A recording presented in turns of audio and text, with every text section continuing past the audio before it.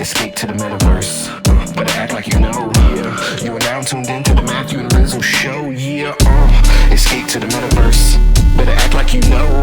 Yeah. You are now tuned into the Matthew and Rizzo show. Yeah. Escape to the metaverse. Better act like you know. Yeah. You are now tuned into the Matthew and Rizzo show. Yeah. Escape to the metaverse. Better act like you know.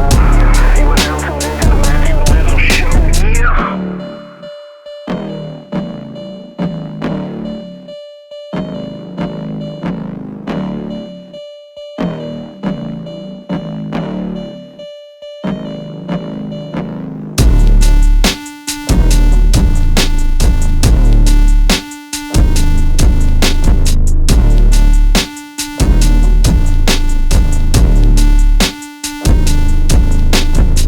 Hey everyone, before we begin this week's episode of the Matthew and Rizzle Show, just want to give a quick shout out to our sponsor, Proof of Beauty. Proof of Beauty is an experimental digital experience studio. The blockchain is their canvas and the tokens are their brush. You can learn more about Proof of Beauty by checking out pob.studio.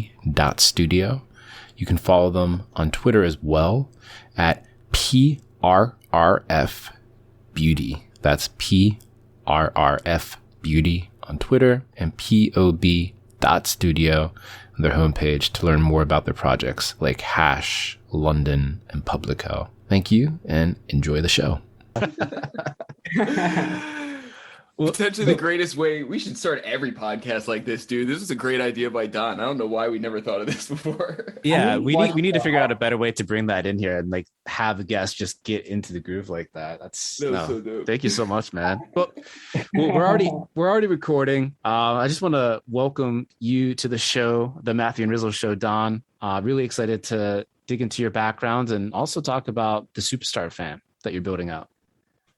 Awesome. So thank you, Matt. Thank you, Riz. Thanks a lot for making out the time for us. Super excited to speak to both of you. We've been hearing some of your episodes and they were so good that we had to just be on the show. You'll have been doing a great job. So that's why, and also the pre-recorded music that you play, it's awesome. Whoever is the artist behind it, it's just super gets you into that groove. Shout out Connie Digital. But to get started, I'm really curious to hear a little bit about your background, what brought you into crypto to begin with and NFT land and all that good stuff. Yeah, absolutely. That's a great question. So in fact, so we started off the Superstar fam specifically in a very, it was just the two of us, Seven and I. So we're co-founders. We have other partners as well.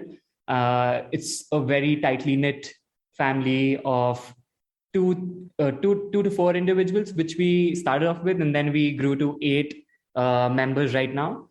So a very well-balanced team wherein I've worked in tech startups. I have led customer success, marketing, sales teams, and always been a tech enthusiast, worked in a production house before as well.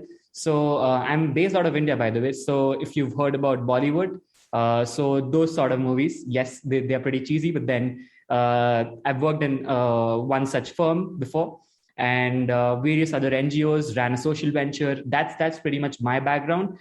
Got into crypto, I think in 2020, so pretty late. But then always have been super enthusiastic to get into the space. Seven, who's a co-founder as well, he has been he's a major in economics and expertise in fundraising, ops, very strong design sense. So a pretty much very balanced team. We have Paras Kiran, who leads the engineering team. He's a tech lord, blockchain enthusiast, always an open source advocate. So that's pretty much the intro of the core members for you. But then we got into this space wherein we always knew. Actually, COVID made us take this step of getting into this, getting started with the Superstar fam, in fact. So so India got impacted pretty badly due to the COVID-19 pandemic, right? And Seven and I, we have been friends for, I think, since 2014. So that's 7 years from now. And we did not choose the pseudonyms based on that. But then That's what it has been so far. So yeah, so Seven and I, we've been friends for more than 7 years. We've always wanted to work together, wanted to build an impactful company wherein so that was mostly what we wanted to do for a very long time now. We used to go to a lot of shows, events, gigs. We loved theaters, stand-ups, open mics, and suddenly COVID. Suddenly, because of COVID, we could do nothing basically, right? So we have friends who are artists who lost the opportunity to work and then evolved into doing shows on Zoom or various other platforms. But the experience was so bad. We started thinking of solutions that were in place, and being not only just entertainment enthusiasts but tech enthusiasts as well. We were obviously updated with the NFT world, with the metaverses, and April 2021 was the first month when we basically just took our first step getting into this world with a forum that connects that connects artists, upcoming artists, with potential collectors. That's how we started off. And we did this because we just saw a very clear disparity between upcoming artists as well as the kind of like artists that are already established, the kind of traction that they easily get. So we saw this clear disparity, and we were like, if there are upcoming artists who are really doing some good work, why don't we connect them with potential collectors? And that became our aim. We started to work on this mission, and we realized that we had to bring on more people on board in order to actually make this an impactful venture. And so no better way than actually involving the community if they believe in a cause like this. And that's when the idea of the Superstar Fam came into fruition. So that's pretty much a background about us. Is there any specific question that you have? No, man, that's a interesting background, and it's cool that you're on this venture with a good friend of yours who you've known for a long time and trust. Your project caught my attention when you had hit me up and we're talking about building an open and inviting community and extending this opportunity for people in the entertainment industry. And dude, I mean, I love the mantra behind that. It looks like, and you can correct me if I'm wrong, man, it looks like you guys are releasing a generative profile picture style project to support this initiative. So help me string all of the pieces together. How is the drop related to the opportunity, and how do all the pieces fit together? Absolutely. I mean, that's a great question again. So we thought that in order to build a community, there firstly needs to be a belief in the cause, as well as a roadmap in place in order to execute all of these things. And you would need that firepower to actually execute these things as well, because we do have an audacious vision regarding what we have to build over here. So we just realized that there was a huge opportunity for artists and entertainers to find new ways to grow and sustain.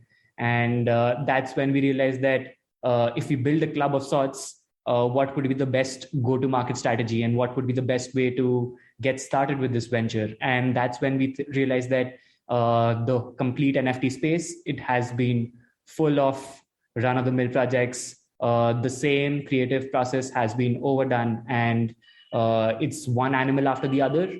And that's something that where we realized that we can actually innovate. And we thought that we should definitely attempt at building an art style that is personality driven. And so that's where we realized that what if we basically bring in a confluence of generative art, but in order to make it personality driven, how can we further innovate that? And what we did was we ensured that the art and the avatars that we create, they're not ending at the chest level. They go beyond that in order to give life to the kind of artists and entertainers of different kinds that we want to project through our NFT collection. we thought that we should depict musicians, dancers, painters, magicians, comedians, buskers, all the sorts of artists that you could see in the world right now. And what better way to bring them to life if you can just give justice to the kind of props and instruments and hand gestures or the usual get up that they have. So we wanted to develop this emotional and human connection with the collection itself. And that's how we basically just started off. And we knew that this is just the starting point, and it has to develop. It has to go much beyond this. And so once this this is just the first step. And once this first step is over, after that, we also begin with basically metaverse shows. We want to build the La La Land. That's the land that we are. That's the metaverse where we want to host entertainment shows of all kinds. So a place where our collectors can enjoy events. There would be rewards. There would be passes in place. There would be there would be lots of unique opportunities to earn and have fun as well. So we realized that in order to develop an artist fan economy, it has to be fair, it has to be sustainable, and we'll have to be enablers and facilitators rather than just plain and simple mediators or gatekeepers of the community. So that's how we evolved and developed our idea behind starting off with an NFT collection. But the main aim behind that being building a metaverse, a place which becomes the go-to platform for global artists to connect with audiences and find new opportunities to earn and entertain. So that's what it is. So today, right now, what stage of the project can people kind of jump into? Have you already done your pre-sale? Are you still doing the pre-sale? Let people kind of know the lay of the land, because they're going to hear this and be like, oh, I went in, but where can they go? Oh, yeah, absolutely. So we started off, like I've said, we started off 4 months ago, and a lot of time went into creating this art because it was definitely very complicated given the different elements that were involved. And so we've been developing a community, and we've been growing organically, slowly for over a month now. And we have quite a bit of following on our Twitter and on our Discord as well. And we started off with the pre-sales currently with our early supporters only, and which is over. So the pre-sales is over, and in a week's time, we're planning to do the public launch. So the best way to catch the train and get onto the vision of the Superstar fam is to just join in our Discord and be ready for the announcement of the upcoming drop that is going to be held in early October, you can say. The artwork is cool, man. I'm scrolling through your pages now. I feel like it's cool that you took a different angle on it and went more full body while everyone's trying to do headshots type of thing. So the metaverse shows are interesting, and I feel like not a lot of projects are taking that angle. When you're referring to the metaverse, do you have specific locations within the metaverse in mind, or already mapped out, or do you have a spot somewhere, or is that something that would be in the roadmap? Or as someone who hosts metaverse events, just interested in the ins and outs of how someone from the entertainment industry like yourself, sort of makes that leap into the metaverse. Oh yeah. So I think we've done our evaluation with respect to the kind of pros and cons that exist between different metaverses right now. And at this point, Decentraland is one of the places that we're definitely considering, but then we haven't made that decision yet. There are upcoming metaverses as well. But what we want to do is we want to optimize for the events specifically. So it's sort of difficult to answer the exact metaverse and the exact location that we're looking for right now, and we definitely want the community to have a say on this as well. And that's why this is something that is that gets hit at about 90% of a roadmap. But then at 30% and 70%, we are planning to host shows already. So that should give a trailer or a picture of the kind of events that we would like to host and the kind of lineups that we would create and the kind of earning opportunities that do exist in such events in the metaverse. We have created certain really cool innovations specifically with regards to how there can be more like quantity or volumes of people who attend these events. And that is something that we think that definitely sets us apart. So I'm talking about the +1 pass NFTs as well as the signature NFTs that we have in place. Did you guys get a chance to like look at that? Have you all like just if you all have checked it out? Just had a question. Yeah, I'm looking. You mean the NFTs themselves with the artwork and everything? No. So what we're doing is that so every Superstar Fam NFT collector, what they get is they get access to free events and shows at the La La Land, which is the metaverse that we're building. Now, within these events, when we call these artists and there's a lineup and we host these events, we want our NFT holders to be able to promote these artists, upcoming artists, emerging artists. And at the same time, for promoting these artists, we want to reward them as well. And for this, for the unit economics and for this venture to be sustainable, we had to bring in a concept which is called the +1 pass NFT. +1 pass NFT. Yeah. I'm looking at this now. Yeah, it's cool, man. Sorry, go ahead. Yeah, so it's sort of like a virtual ticket for every event that's hosted in the La La Land. And it sort of doubles up as a promoter's pass. What the TSF NFT holders can do is either they bring in their own +1s, so they transfer these NFTs, and then their +1s can enjoy the event as well. So they enjoy the event together.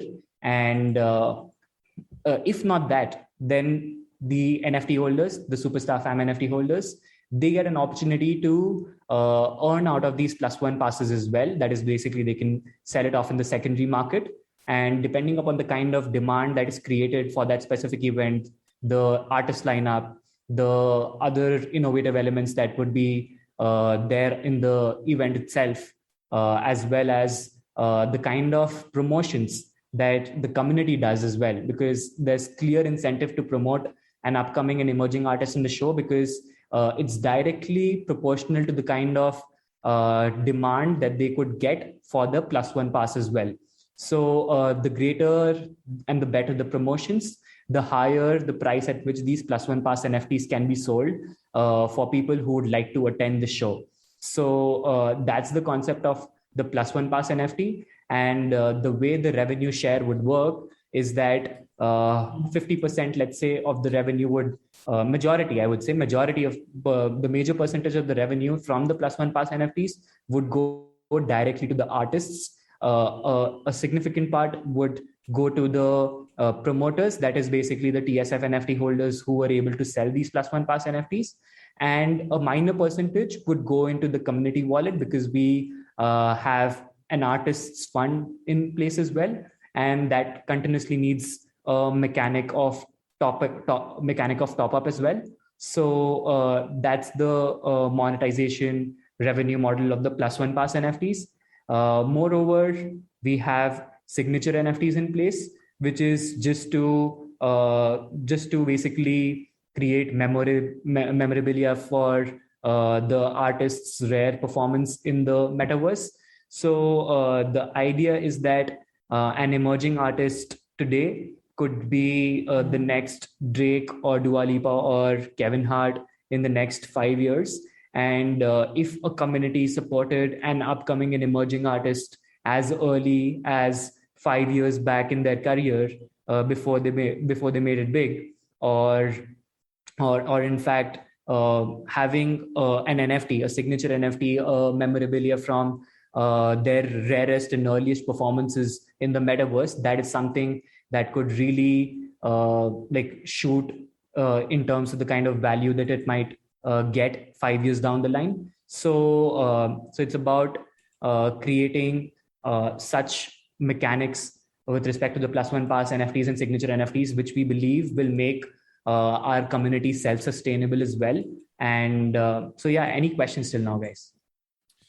So I just want to make sure I got like the progression of events straight. So by minting the NFT, you also receive a +1 pass for each event that you can then either choose to use to attend the event or sell in the secondary market based on the demand for the event. Am I understanding the progression of events correctly?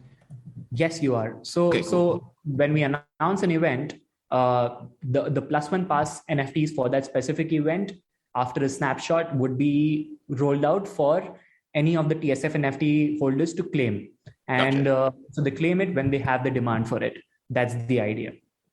And then is there any scope for the like people that are outside of the TSF holders to purchase any of these +1 tickets, or is the idea just to incentivize the TSF members to sell that later if there's like increased demand, or to bring other people, or how does that dynamic work? They're like the ticket salesmen or attendees, I think, if I'm understanding it properly. You get the NFT and then you get the pass to the concert or what have you, and then you can decide whether you want to either attend or sell or not claim or claim depending on the event, right? Is that right, Don? Yeah, Riz, you've got it right, because what we're doing is instead of huge distributors who would take a huge chunk of commissions, what we're doing is we're valuing super fans or people or collectors who just want to like, even if a collector does not like a specific artist who is there in the lineup, how do you incentivize them to promote a specific emerging artist? It could be just that it's not the genre of music that they listen to. But then what they could do is, out of the demand that is created for the emerging artist, you could just flip these +1 pass NFTs itself for the kind of demand it has in the market.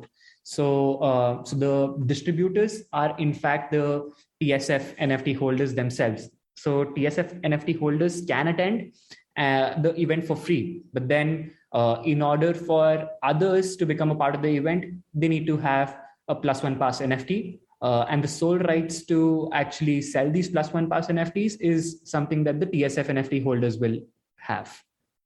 Cool.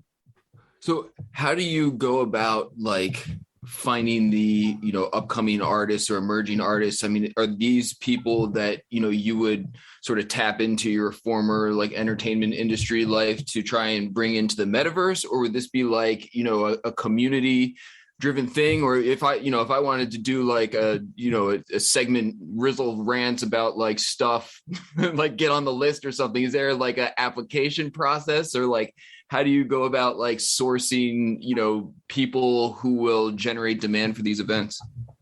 Absolutely. That's a great question. So a lot of investment would exactly go into this area, which is called artist and repertoire as well. So we would definitely be rolling out applications. And when we say that we want to promote upcoming entertainers of all kinds, we mean that it's not just going to be music artists. It will go beyond that as well. It'll be comedy as well.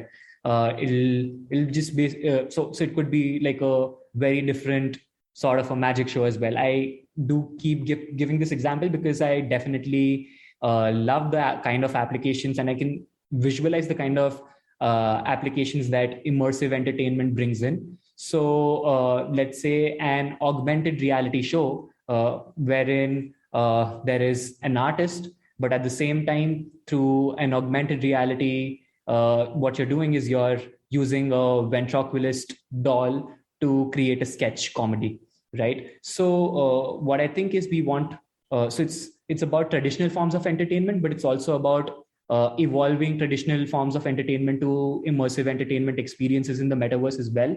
And for this, we would definitely be rolling out a lot of applications. And in fact, we want our community to be the hub of how artists could have have an amazing onboarding experience by getting into the world of crypto, NFTs, and metaverse. So that is definitely one of the core offerings that we would have to give in order for the artists as well as fans and collectors to be able to hang out in the same place. So then for the actual TSF avatars themselves, their main purpose right now at the very beginning was sort of to kind of jumpstart this flywheel of events that's supposed to start spinning, where the holders are incentivized to participate and signal their interest in upcoming metaverse events and that sort of thing, correct? Yeah, that's absolutely right. It's just the start. The NFT collection, in fact, itself means a lot with the kind of artworks that we've created, but then it goes way beyond that. We have paid a lot of attention to the kind of utility we want to bring in. We wanted to keep the community at the core, and we wanted to ensure that it's a sustainable, it's a self-sustainable model. So it lasts through test of time. And so, yeah, I mean, the attention was definitely given to the individual artworks themselves as an NFT collectible, but then owning that collectible definitely comes up with a lot of benefits and perks. I think that's really cool. I love how like the avatar is just the avatar. You're not trying to make it anything more than that, but it really does start to unlock a lot more potentially really interesting experiences in this unfolding metaverse. I'm curious, like up until now, some of the it's still very, very early, and a lot of the quote unquote metaverse events out there are still like really raw, if we're being completely honest. But I'm curious if like you've been able to participate in any particular events that were very memorable to you. Like what have been the best experiences you've had in the quote unquote metaverse, which for the sake of this conversation is like any of these virtual worlds. I probably blockchain based like CryptoVoxels and Decentraland. Like what are the best experiences? And then on the flip side, what have been some aspects of the metaverse experiences that have just been like terrible that you really want to see change with the quickness? Right. So that's actually a very interesting question. And in fact, I'd say that we are definitely super, super early. And when we compare IRL experiences with metaverse experiences, it's definitely not there yet. And we completely agree to that. And in terms of the kind of experiences that future holds, that's definitely where we are investing a lot into. And that's the bet that we've taken in terms of how the industry would grow together and how the experiences would further improve.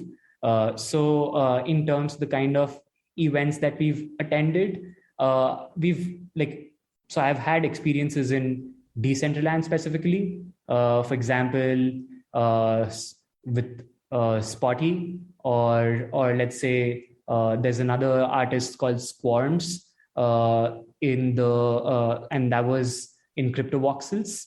So I've had those experiences, but then I think what I've loved about certain experiences is that it like if it goes beyond just basic elements, and if you've used basically green screens and stuff to further improve the kind of backdrops that could be there, and like increasing such elements apart from the kind of just pre-recorded music, if you're able to utilize that, that's what interests me a lot with respect to the kind of experience that people can enjoy in these environment. And that's something I'm obviously very, very much looking forward to create. So yeah. Cool, man. I mean, I feel like any project that like, really plants its flag in the metaverse, event type of space will probably do very well for itself in the long run, just because it's so young. And like we were saying, there's like, a lot of cool stuff going on, but a lot of stuff that we can see from here. I mean, just what you were saying with like the AR shows. I mean, I feel like we've just scratched the surface of like everything AR, and that's going to be like huge within the industry and, the not too distant future. Dude, in terms of like just separating yourselves from the pack, I mean, as well as we do, there's, a ton of profile picture projects. A lot of cool artwork that does great, a lot of like not cool artwork that does great, a lot of cool artwork that doesn't do great. Like, I feel like the mechanics behind your project are certainly interesting and different than a lot of the, standard animal project that we've seen. But just in terms of like trying to get the word out and like getting past, all of the noise that's out there in the landscape currently, like, what's your, just take on the overall industry and, the strategy to make inroads? Right. So I think our differentiation point would be that we are not just focusing on music, and it will be beyond that as well. And also the kind of monetization that we are bringing in, that should create a lot of difference in terms of the kind of opportunities that we're creating, not just for artists, but for collectors as well. So the way I would always define this when I say that it's an open and inviting community in the digital entertainment space, what I mean by that is that for emerging artists and creators, we want this to be a platform where they can engage with global audiences. And at the same time, for fans and entertainment lovers, what we would want to do is we would want TSF to work as a discovery engine for rising artists. So to push creativity to more people worldwide, while ensuring that what you're doing is rewarded. So that is something that should definitely help us stand out from the rest of the projects that are out there. And in terms of the kind of validation that we've been receiving for the kind of art and the kind of style that we've adopted, that's pretty much it has been amazing as well, because the idea was to definitely give a lot of life into the art. And in order to do that, and at the same time adopt a generative art style to create as many as 10102 avatars, that itself was a complicated task. So when we so that should also help us stand out. But I think I might not have answered your question in the best possible way. Could you just repeat your question, because I think I lost track, because I'm so passionate about specifically what we're building over here that I might have just spoken about certain things that you've already heard. But then if could you just repeat your question in case I haven't answered your question yet? No, man, honestly, I feel like you did a good job of answering it. I feel like it's, sort of like a loaded question. I mean, there's just so much out there, and like, how do you differentiate yourselves? And there is like a lot of differentiating factors about your project that I think are really cool. I just feel like it's difficult to cut through the noise, no matter like how cool your project is. So, I think, getting on this amazing podcast will hopefully help.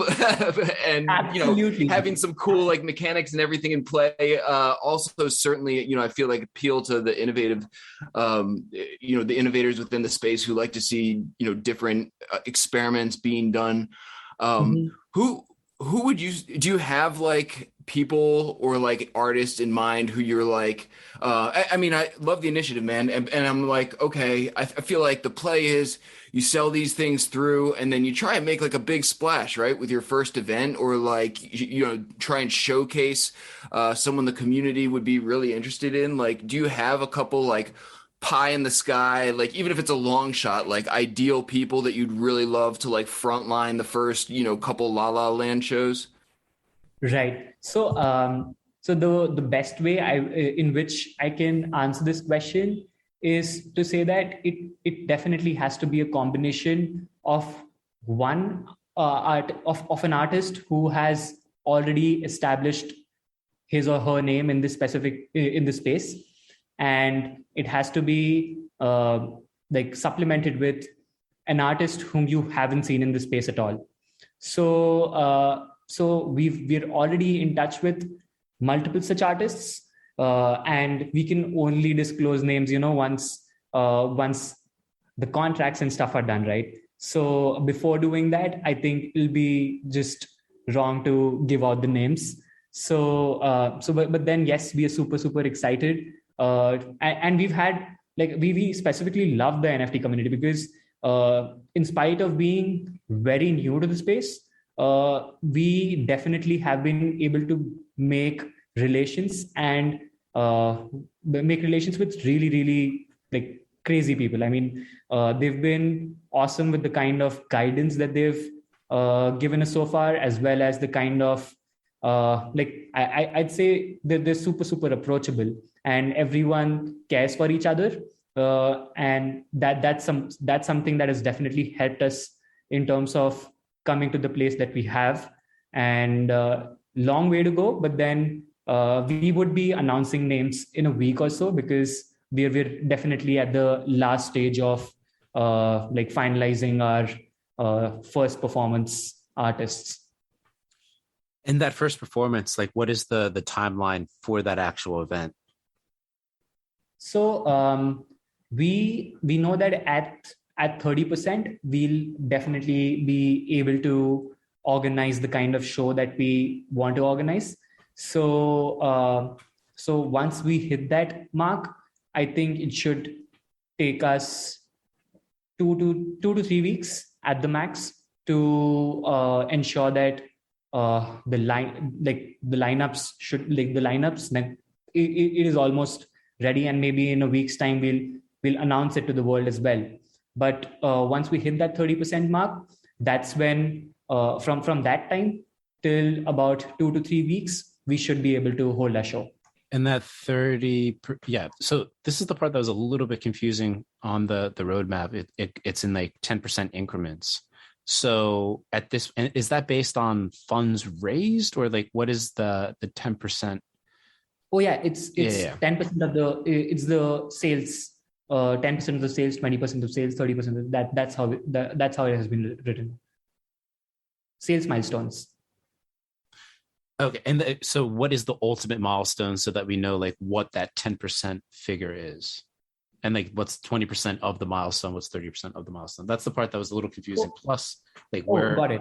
You're actually at right now in terms of on that track to hitting the top milestone. Got it. So we're launching off with 10102 tokens. So 100% is selling out 10102 tokens, and 10% would be just exactly 10% of that. So that's how a percentage of sales based milestone is what we're referring to when we have a roadmap in place. And I'll definitely take another look at the roadmap, because if it's not obvious, then we want to make that obvious. Awesome, man. Definitely excited to see how this whole thing unfolds. Dude, one of the things we love to do with our guests as we get towards the end of the show is to sort of an intrusive shakedown of their wallet, or at least pick their brains in terms of what other projects they have either collected on the side or been inspired by. So yeah, man, just curious, as someone entering the landscape, we've all seen a lot of these projects. Are there certain ones you either, really look to for inspiration, or really enjoy it from a personal perspective and have collected?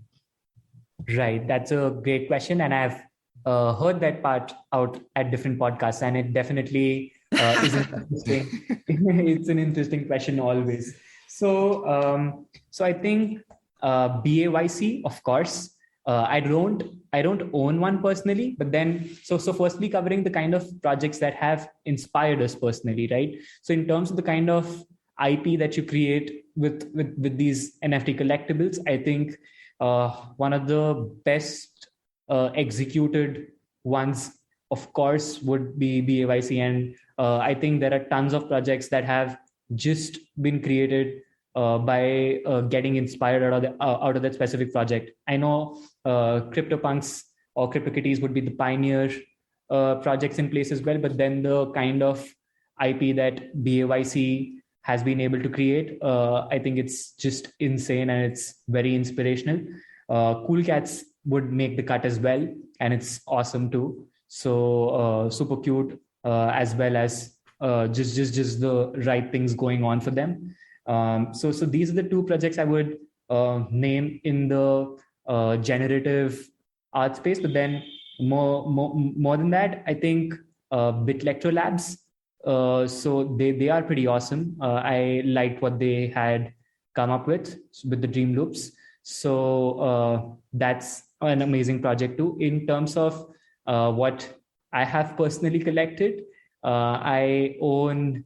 I think I'm pretty late to the club, because of which that's what my collection looks like. But then I'm pretty proud to be a part of Glue Factory Show and Wicked Craniums. Those are the two projects that where I see a lot of potential, and their teams are pretty strong, and the kind of things that they keep coming up with to have the community stick around, they're all pretty insane. So yeah, Definitely. A lot of these projects, by themselves, they're very fun, very cool, and very interesting. But I think if you take them in aggregate and you take the best of them, you can really gather a whole bunch of inspiration, best practices for new projects. I agree.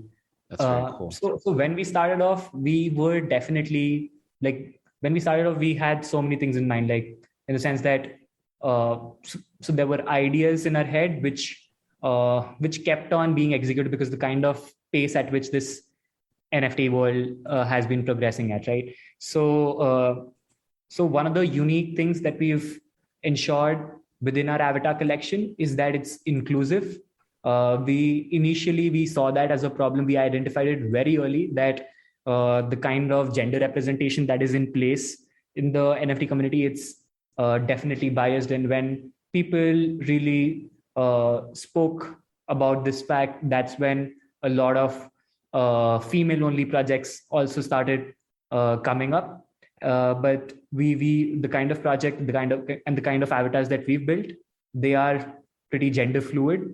So it's a super inclusive avatar collection as well, and it's a subtle take at how typical collections have a binary format in place, where they're 10K, that is, they are ones and zeros, and the reason or to come up with something like a 10102 was in fact at just in a very geekish and a subtle way, we wanted to just say that, you know what, we're non-binary, we have non-binary representation as well within our avatars. So it's a collection of 10102 NFTs. Yes.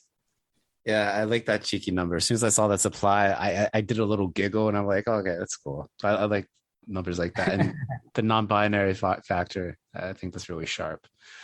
Cool, man. Well, it was a pleasure to have you on. Thank you for giving us that big tip at the beginning to play Escape to the Metaverse by Connie Digital to lead in with our guests on the show. I think we're definitely going to do that heading forward. And for everyone listening in, make sure you go check out the Superstar Fam at thesuperstarfam.com, and you can follow them on Twitter at the Superstar Fam. But before we go, I just want to make sure if you had anything else that you wanted to leave our guests with, any dates or anything like that, please let them know.